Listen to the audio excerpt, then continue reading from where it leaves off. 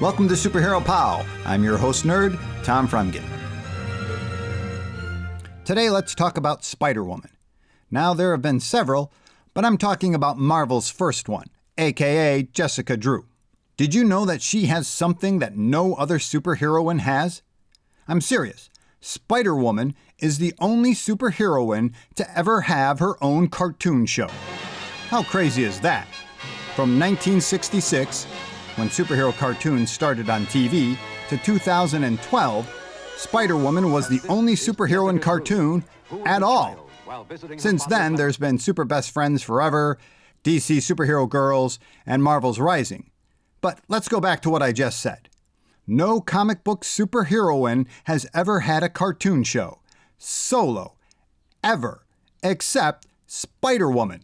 Not Wonder Woman, not Batgirl, not Black Canary, not Ms. Marvel, She-Hulk, Zatanna, Scarlet Witch, Black Widow, Supergirl, Vixen, Storm, Valkyrie, the Invisible Woman, Red Tornado, Red Tornado? Oh yeah, Red Tornado. But Spider-Woman? Spider-Woman? No offense, but this is a character who before 2009 had been out of print for like 26 years. And she gets a frickin' cartoon show? Over Wonder Woman? And as far as I know, the closest Wonder Woman has ever gotten to her own animated show was back in 1992, when she was basically just going to front a toy line called Wonder Woman and the Star Riders. So the show wasn't even really going to be about Wonder Woman. Alright then, how the hell did Spider-Woman manage to pull off something Wonder Woman could never do? Well, it mostly had to do with lawyers. You see, Spider-Woman wasn't created because someone had a great idea. At least no one at Marvel. Spider-Woman, that is Jessica Drew, was created because Filmation was currently working on a Spider-Woman cartoon show as part of their upcoming Tarzan and the Super 7 show.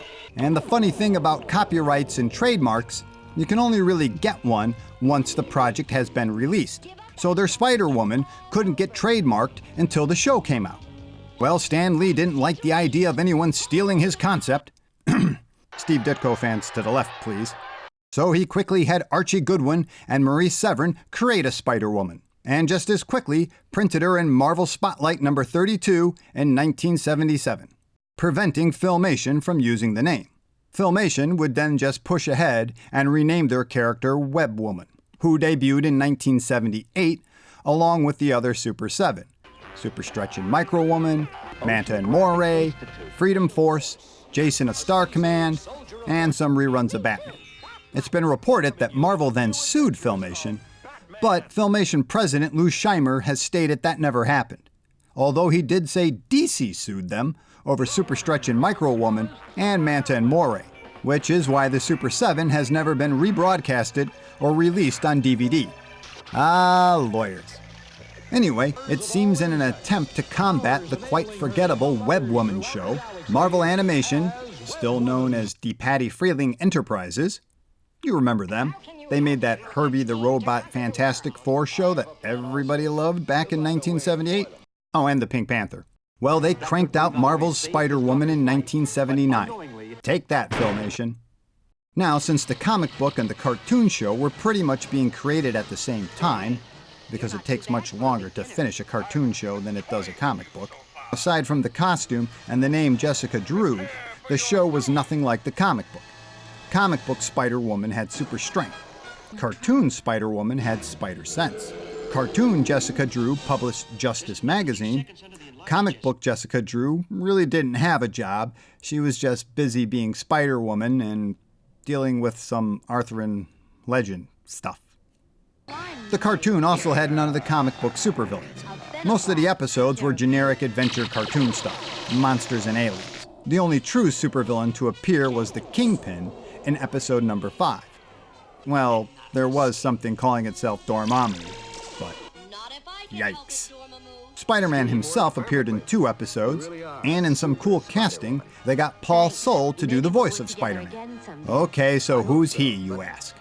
Well, he's the guy who voiced Spider-Man in the original Spider-Man cartoon in 1967. Spider-Woman herself was voiced by Joan Van Ark, who is more famous for starring in Knots Landing. Now, I'm sure the show looks pretty sad by today's standards, but for the 70s, It's not too bad. All the designs are quite well done in my opinion. Well, except for Dormammu there. Another interesting thing about the show was that nearly all the episodes were written by Jeffrey Scott, who admittedly has written for a ton of shows, but most notable for us nerds, he was the head writer of the Challenge of the Super Friends. Jeffrey Scott all but invented the Legion of Doom. Thank you, Mr. Scott. Now, am I the only one weirded out by this lack of superheroine cartoons? While it's cool that some are finally getting made, it's still bizarre that out of some 70 cartoons made about DC and Marvel superheroes, only one of them was actually made about a superheroine.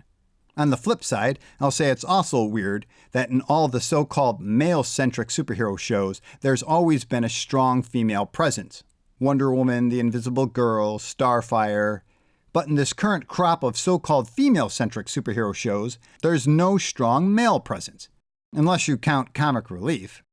But whatever, I honestly don't understand any of this. I would have watched the hell out of a Wonder Woman cartoon when I was a kid. Heck, I'd still watch the hell out of one now. So, yeah, Warner Brothers, Cartoon Network, or CN, Wonder Woman show. Like now. But for now, thanks so much for listening to me yell at the clouds. And if you could be so kind to subscribe, you'll surely be my superheroine. Unless you're a guy, in which case that's still okay, because what I meant to say is that we all want to be superheroines. Deep down, So much right? rabbit.